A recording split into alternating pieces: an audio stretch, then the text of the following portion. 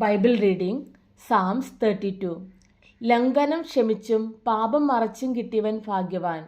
യഹോവ അകൃത്യം കണക്കിടാതെയും ആത്മാവിൽ കപടമില്ലാതെയും ഇരിക്കുന്ന മനുഷ്യൻ ഭാഗ്യവാൻ. ഞാൻ മിണ്ടാതിരുന്നപ്പോൾ നിത്യമായ ഞെരുക്കത്താൽ എൻ്റെ അസ്ഥികൾ ക്ഷയിച്ചു പോയി. രാവും പകലും നിന്റെ കൈ എൻ്റെ മേൽ ഭാരമായിരുന്നു. എൻ്റെ മജ്ജ വേനൽക്കാലത്തിലെ ഉഷ്ണത്താൽ എന്ന പോലെ വറ്റിപ്പോയി. ഞാൻ എൻ്റെ പാപം നിന്നോട് അറിയിച്ചു, എൻ്റെ അകൃത്യം മറച്ചതുമില്ല.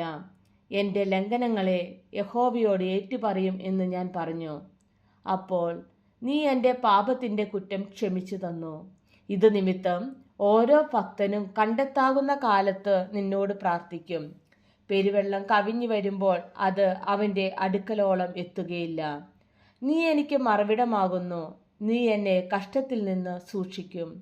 രക്ഷയുടെ ഉല്ലാസഘോഷം കൊണ്ട് നീ എന്നെ ചുറ്റിക്കൊള്ളും. ഞാൻ നിന്നെ ഉപദേശിച്ച് നടക്കേണ്ടുന്ന വഴി നിനക്ക് കാണിച്ചു തരും. ഞാൻ നിന്റെ മേൽ ദൃഷ്ടി വെച്ച് നിനക്ക് ആലോചന പറഞ്ഞു തരും. നിങ്ങൾ ബുദ്ധിയില്ലാത്ത കുതിരയെയും കോവർ കഴുതയെയും പോലെയാകരുത്. അവയുടെ ചമയങ്ങളായ കടിഞ്ഞാണും മുഖപ്പട്ടയും കൊണ്ട് അവയെ അടക്കി വരുന്നു. അല്ലെങ്കിൽ അവ നിനക്ക് സ്വാധീനമാകുകയില്ല. ദുഷ്ടന് വളരെ വേദനകളുണ്ട്. യഹോവയിൽ ആശ്രയിക്കുന്നവനെയോ ദയ ചുറ്റിക്കൊള്ളും. നീതിമാന്മാരെ, യഹോവയിൽ സന്തോഷിച്ചാനന്ദിപ്പിൻ. ഹൃദയ പരമാർത്ഥികൾ എല്ലാവരുമായുള്ളവരെ ഘോഷിച്ചുല്ലസിപ്പിൻ.